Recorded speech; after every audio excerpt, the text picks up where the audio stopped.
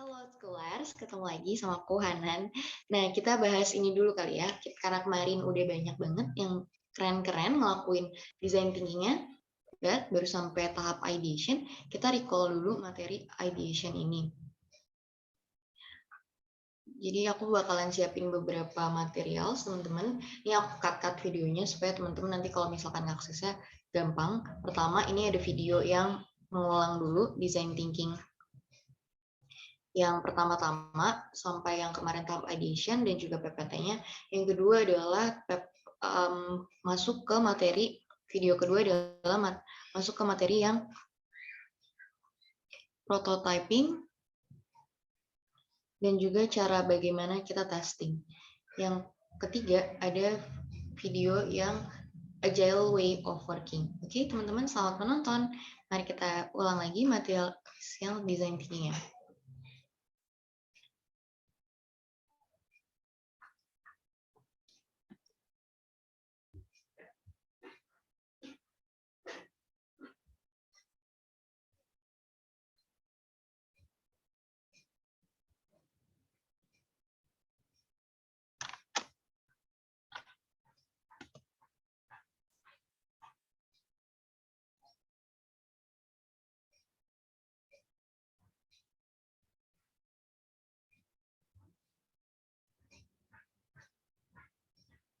Nah, kemarin kan kita udah sama-sama memahami bahwa problem itu adalah solusi dari ibu dari solusi, terus habis kita pakai stepnya immerse, dan juga kita menentukan nih problem solving-nya, teman-teman dibikin kata-kata ya. Itu tuh yang the most problematic, solvable, tapi value-nya tinggi. Kriterianya kira-kira yang dapat berdampak dan juga dapat diselesaikan. Ini biasanya kita tahu dari pain yang berbintang, teman-teman. Makanya kalau misalkan ada dapat pain yang sangat berarti, itu tuh bisa dijadikan sebagai kalimat problem solving kita. Ini teman-teman disarankan dan harus membuat ini ya teman-teman.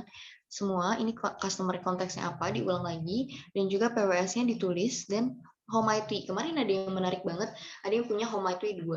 Nah, permasalahannya adalah ketika how might we-nya 2 itu berarti kita memiliki sesuatu yang berbeda teman-teman yang mau diselesaikan segmennya. Padahal kalau misalkan kita bekerja dalam startup dan membangun sebuah inovasi gitu, katakanlah teman-teman, itu adalah start small, think big. Kita harus selalu berpikir itu start small but think big. Kita pikiran memang boleh ini akan jadi besar Kak, ini gitu. Tapi kita akan, karena kita sadar bahwa kita keterbatasan waktu, keterbatasan resource, dan keterbatasan lainnya. Jadi kita akan memulai dari sesuatu yang kecil-kecil terlebih dahulu, teman-teman.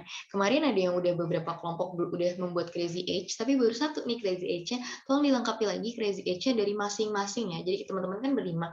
Itu jadi dari 5 crazy age-nya ditaruh di PPT-nya juga. Dan tabel ini teman-teman boleh dimasukin juga ya ke dalam PPT-nya. Atau kalau teman-teman ngelakuin sama grupnya itu, lakuin lightning demo, ini namanya research existing solution. Ini tuh sama aja sama lightning demo. Lightning demo tuh maksudnya apa sih? Di center, teman-teman. Siapa yang lagi ngomong itu tuh kita center. Jadi semuanya terpusat ke orang itu. Jadi kita nggak buang-buang waktu, karena ini sebenarnya dilakuin cuma 8 menit, teman-teman. 8 menit itu tuh kita nyari selama 5 menit dan maparin 1 menit gitu ya. Jadi kayak kita ngabisin waktu tuh kurang dari 8 menit biasanya, karena solusinya lama, makanya kita bisa dapat 8 menit ya, 10 menit. Jadi nanti hasil dari masing-masing teman-teman kertas-kertas itu, masing-masing dari 5 ini difoto dan juga dimasukin PPT ya buat yang lightning demo ini. Crazy Age juga begitu. Solusi consideration yang teman-teman putusin itu tuh gimana sih kriterianya? Pertama, bisa diwujudin kurang lebih 6 bulan, itu udah bisa. Sumber dayanya memungkinkan nggak sih? Sama teman-teman dilakuin berlima aja, bukan sama ngambil resource ini, bukan, itu berlima aja pokoknya. Terus habis itu dalam control spot tadi memungkinkan nggak sumber dayanya.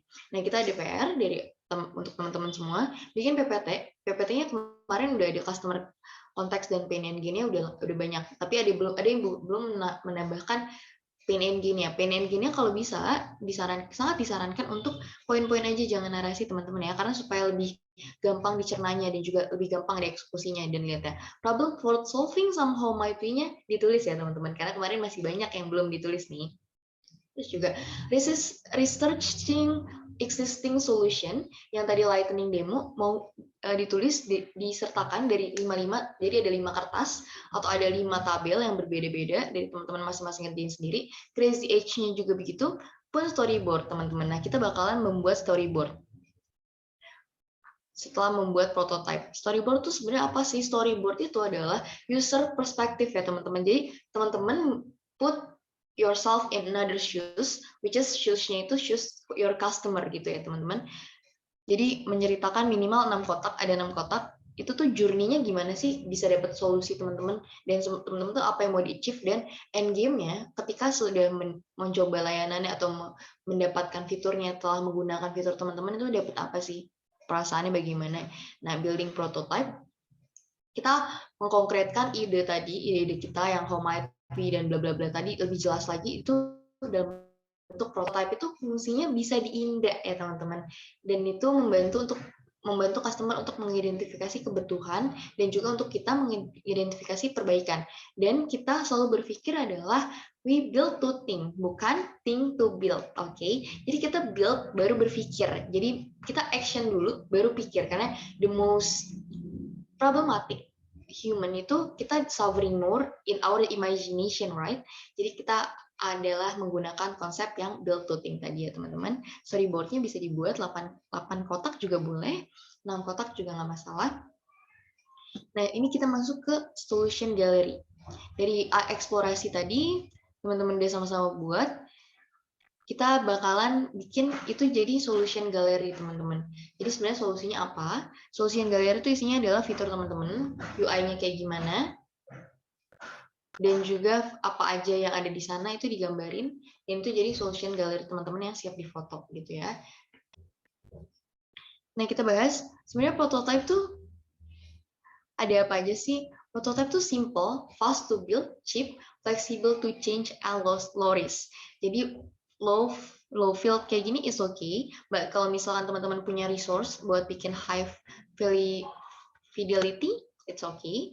Dan ini bisa teman-teman buat pakai berbagai prototype. Misalnya ini ada konsep aja, ada brosur, ada storyboard juga itu udah termasuk prototype. Tapi kalau misalkan teman-teman sebisa mungkin aplikasi atau apa itu bisa diinstal dan bisa diklik, itu lebih prototype ya teman-teman. Itu bisa lebih memudahkan kita mendapatkan feedback dari apa yang sudah kita wujudkan dan realisasikan.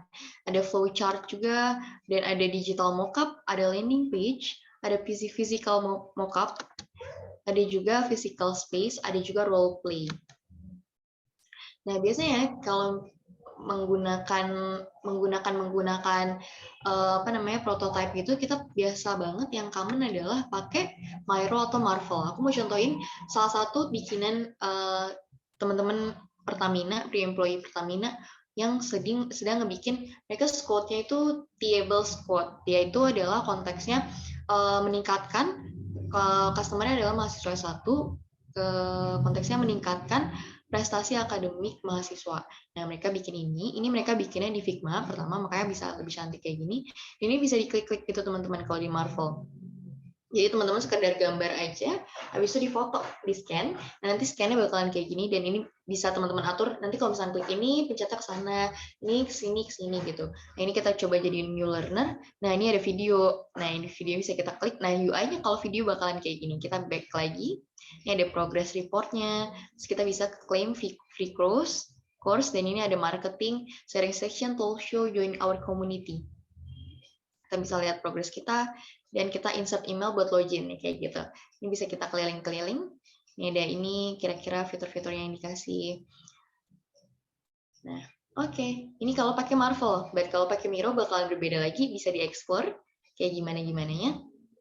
Lanjut, kalau misalnya teman-teman udah selesai buat yang namanya prototype. Prototype buatnya sederhana aja teman-teman. Tadi kan fast to build ya. Oke, kita build to think sekali lagi. Nah, kita masuk ke risk assumption. Adalah sebelum user testing, kita itu perlu menerapkan asumsi-asumsi apa aja sih yang kita punya. Karena desain tinggi itu kita nggak boleh berasumsi. Jika ternyata asumsi itu terbukti salah, maka solusi kamu tidak tepat dan tidak mampu menyelesaikan masalah pengguna atau pelanggan kita. Nah, jadi teman-teman, di PPT yang sudah dijadikan PR untuk konten tadi, yang kontennya ada beberapa itu, teman-teman kita sama-sama untuk mengidentifikasi 4 aspek ini ya, teman-teman. Aspeknya yang pertama usability, kemudahan pelanggan dalam menggunakan. Kita mengukur seberapa sih solusi kita mungkin untuk digunakan sama customer. Dan yang kedua kita mengukur functionality atau kegunaan fitur. Seberapa fitur ini kita dibutuhkan oleh teman-teman semua, oleh customer teman-teman. Yang ketiga, kita solvability, ketepatan solusi. Seberapa sih mampu menjawab kebutuhan in order to home IP-nya.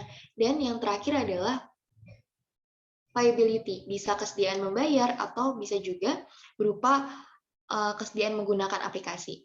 Gitu. Mungkin sampai sini dulu, teman-teman.